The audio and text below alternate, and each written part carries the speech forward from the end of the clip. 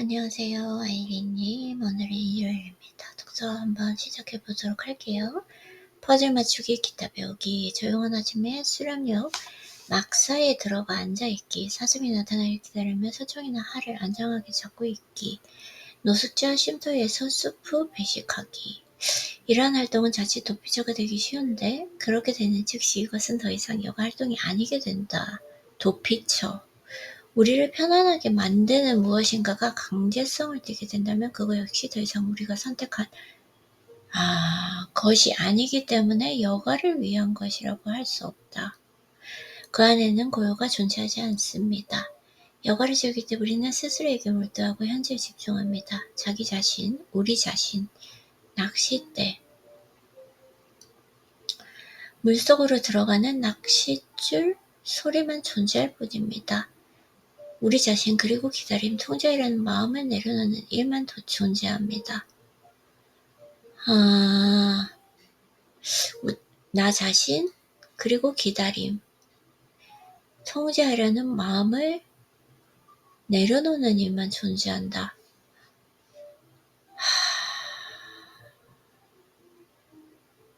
나 자신과 기다리고 통제라는 마음을 내려놓는 일만 존재합니다.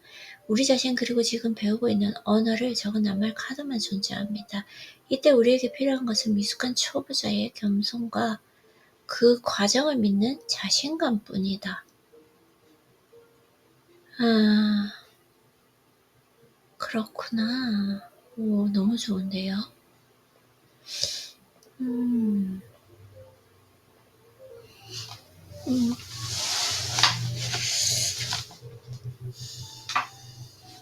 여가를 즐길 때 우리에게 이 일을 시킨 사람은 아무도 없습니다. 너무 힘들면 그만둬도 됩니다. 설사 잘 안될까봐 두려워서 자신을 속이며 원칙을 무시한다고 해도 뭐라고 할 사람도 없습니다.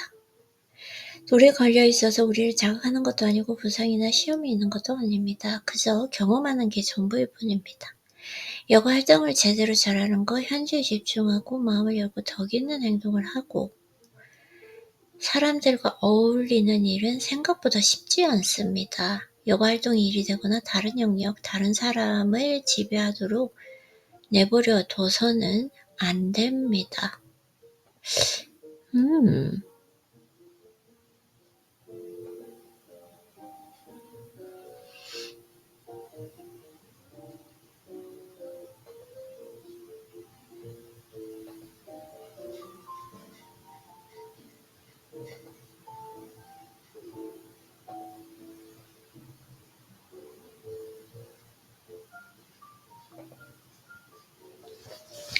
우리는 우리의 규율과 중용을 반드시 지키며 절제해야 합니다.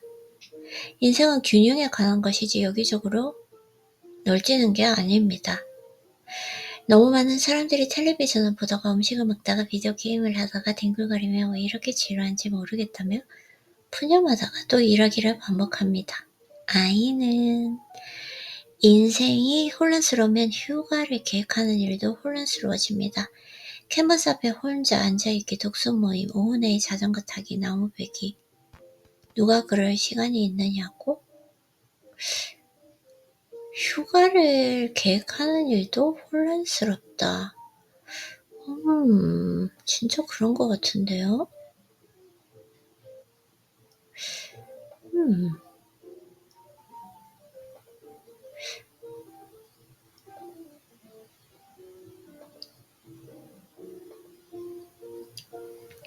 처칠에게 시간이 있었고 글래드스톤에게 시간이 있었다면 당신에게도 분명 시간이 있지 않겠는가? 내가 손을 떼고 있으면 업무에 막대한 지장이 생기지 않을까?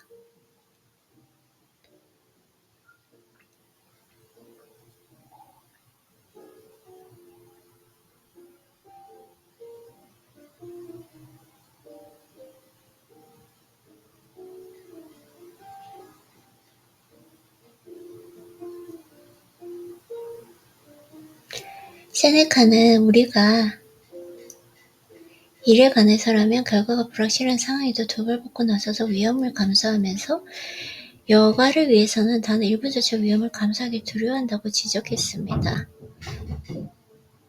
한가하게 있는 것에 죄책감을 느낄 필요가 없습니다. 여가 활동은 분별 없는 행동이 아니라 일종의 투자다. 목적 없는 추구의 자연분이 있습니다. 그게 바로 목적입니다.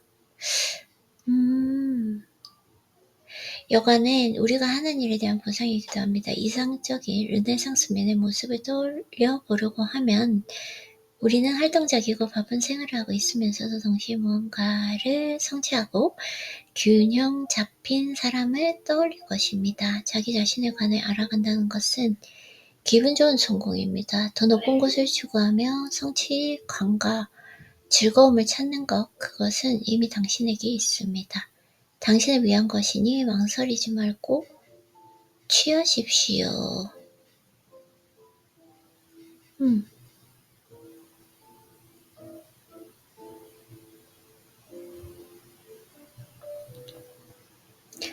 시간을 내어 여가를 위한 기회를 세워봅시다.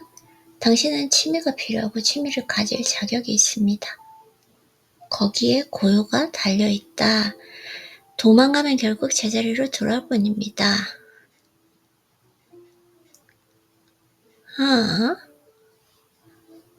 여가 활동? 이것이 여가 활동과 현실 높이의 차이점입니다. 오케이. 판테는 스스로 골프로 독서로 음주로 그리고 소설을 쓰지 않음으로써 수십 년을 낭비했노라고 말했습니다. 그러는 편이 거절당하는 것보다 나았기 때문입니다. 무엇보다 그쪽이 방 안에 홀로 앉아 머리를 싸매고 고군분투하면서 아름다운 글을 지어짜는 것보다 더 쉬웠다. 거절당하는 것보다 낫다.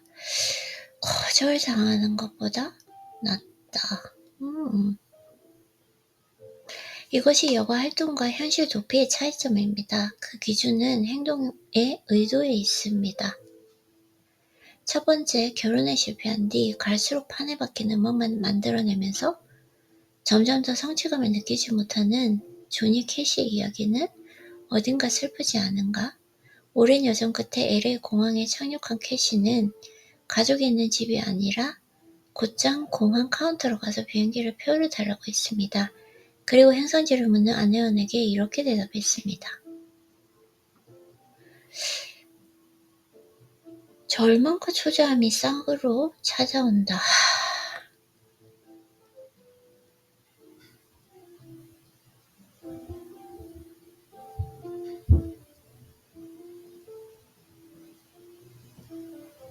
어디든 다음 비행기가 가는 곳으로요. 절망과 초조함은 쌍으로 찾아옵니다. 문제는 우리가 절망으로부터 달아날 수 없다는 것입니다. 당신의 몸은 당신의 정신과 영혼에 존재하는 문제로부터 도망갈 수 없습니다.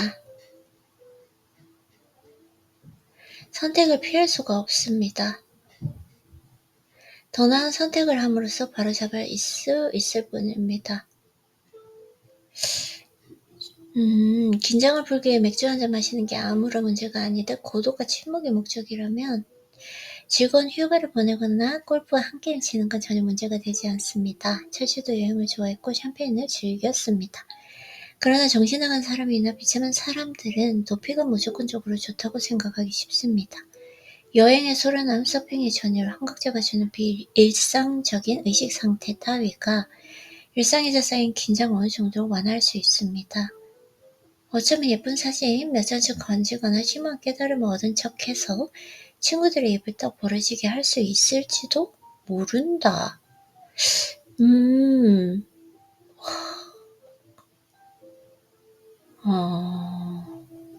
그러나 그런 것들이 사라지고 나면 당신에게 무엇이 남나요? 그러니까요. 닉슨은 백악관에서 임기를 채울 때까지 거의 500편의 영화를 봤습니다. 그가 무엇으로 도망치려 했는지 우리는 이미 알고 있습니다. 타이거 우즈의 중독 문제가 사실은 치유되지 않은 어린 시절 상처로부터 도망가고 싶었던 욕구에서 비롯됐다는 것을 의심할 여지가 없습니다. 아내에게 돌아가시기 전에 아버지에게 마음을 터놓는 대신 전용기를 타고 라스베가스로 갈 때마다 우즈는 앞날의 자기 자신에게 더 큰 고통을 줬던 셈이다. 아, 그런가요? 존 피터 역시 타자기를 두드리는 대신 골프 장으로 가고 집에 있는 대신 술을 마시러 나갈 때마다 일시적으로만 해방감을 느꼈을 수도 있지만 결국 큰 희생을 치르했다. 미루고 늦추다 보면 이자가 쌓이고 납부 기한은 다가옵니다. 그리고 그때가 되면 지불해야 할 돈은 지금 당장보다 훨씬 더 치르기 힘든 금액이 되어 있습니다.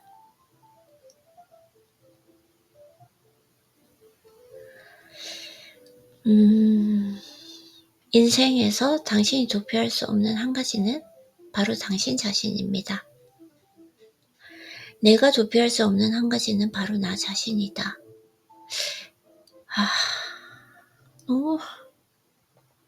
이걸 어떻게 인생에서 내가 도피할 수 없는 한 가지는 바로 나 자신이다.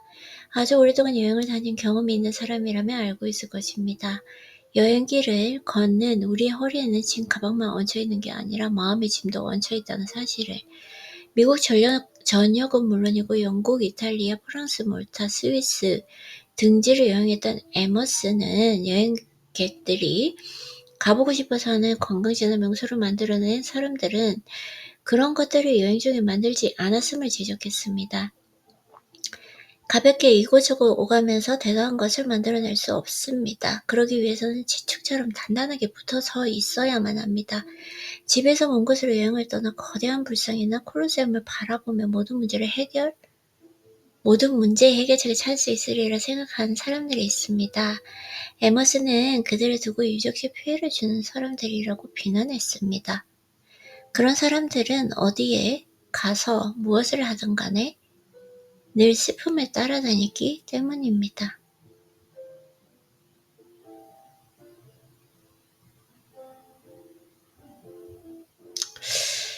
그렇구나.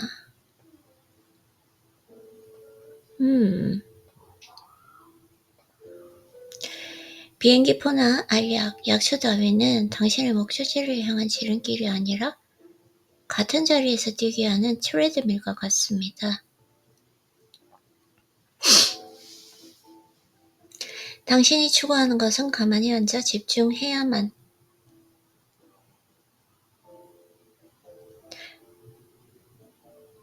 비행기나 알약, 약초 따위는 당신의 목적지를 향한 지름길이 아니라 같은 자리를 뛰게 하는 트레드밀과 같다. 오. 당신이 추구하는 것은 가만히 앉아 집중해야만 진정한 자기의식과 인내심을 가지고 스스로를 면밀히 들여다봐야만 얻을 수 있습니다. 아주 고요한 상태에 있어야 무슨 일이 일어나고 있는지 제대로 볼 수 있으므로 흙탕물이 가라앉도록 기다려야 한다.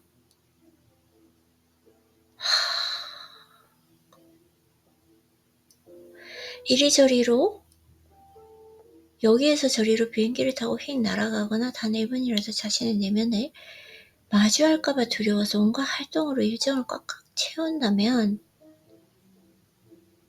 흙탕물은 결코 가라앉지 않는다. 너무 감동적인데? 너무 감동적이지 않나요? 흙탕물이 가라앉길 기다려라. 나는 나의 감정이 흙탕물이 아니었을까 싶어요. 감정. 기원전 4세기의 맹자는 사람들이 돌을 가까이 두고도 멀리서 구한다고 했고 몇 세대가 지난 뒤 마르쿠스 아우렐리우스는 우리가 모든 것으로부터 벗어날 필요가 없다고 지적했습니다. 그저 안을 들여다보기만 하면 된다. 자기 자신의 영혼보다 더 평화롭고 더 방해가 없는 곳은 세상 어디에도 존재하지 않는다. 우리가 모든 것으로부터 벗어날 필요가 없다고 지적했습니다. 그저 안을 들여다보기만 한다. 자기 자신의 영혼보다 더 평화롭고 더 방해가 없는 곳은 세상 어디에도 존재하지 않습니다. 다음에 도망치고 싶은 충동이 든다면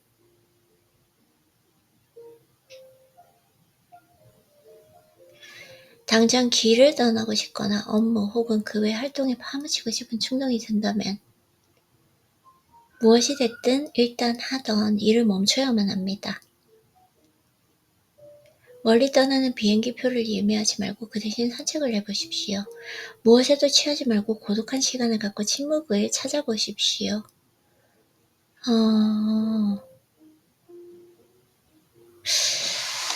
그렇구나.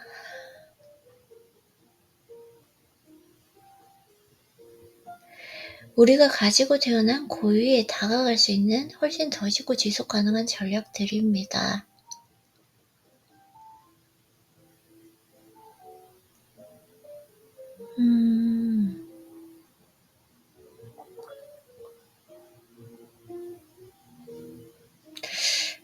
자, 도망치고 싶은 충동이 든다면 당장 길을 떠나시거나 업무 혹은 그 활동에 파묻히고 싶은 충동이 든다면 무엇이 됐든 일단 하던 일을 멈춰야 합니다.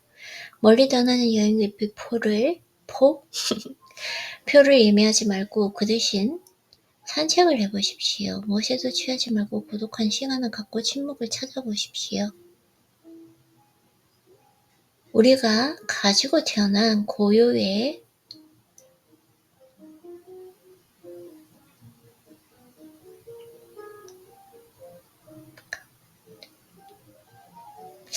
다가갈 수 있는 훨씬 더 쉽고 지속 가능한 전략들입니다. 여행은 당신의 마음, 정신, 내면으로 떠나고 몸은 그 자리에 두십시오. 마르쿠스가 말했듯 짧은 여행이면 모든 것을 피하기에 충분합니다. 이제 돌아가서 당신을 기다리고 있는 상황을 맞이할 준비를 해야 한다. 듣는 것이 고통스럽다고 귀를 막으면 아무것도 성취할 수가 없습니다. 귀 기울여 들으십시오. 이번 생에서 진정한 평화와 명료함을 얻고 싶다면 멀리서가 아니라 가까이에서 찾아야 한다는 사실을 명심해야 합니다. 에머슨의 말대로 단단히 붙어 서 있어야 하고 자신을 돌아보고 있어야 할 곳에 있어야 합니다.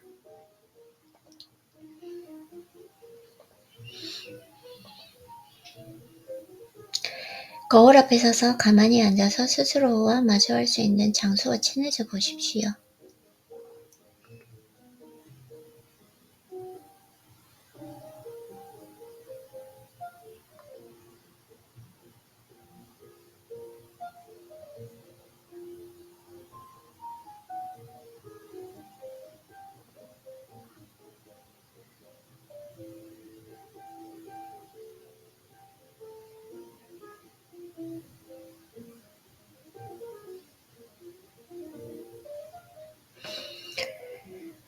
거울 앞에 서서 가만히 앉아 스스로와 마주할 수 있는 장소와 친해져 보십시오. 당신에게 주어진 몸은 하나뿐입니다.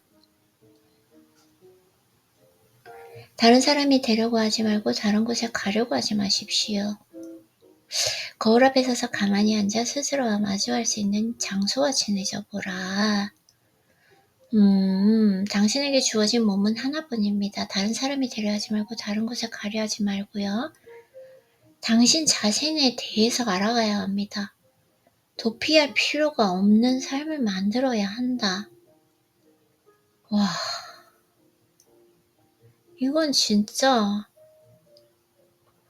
너무 대단하지 않나요?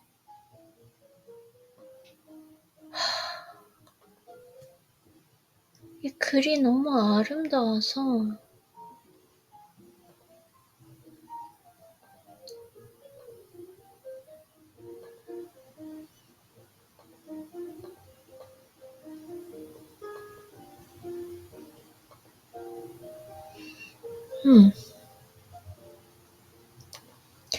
자, 오늘 이제 이렇게 읽고 독서노트 해보도록 할게요. 수고했어요, 아이린님.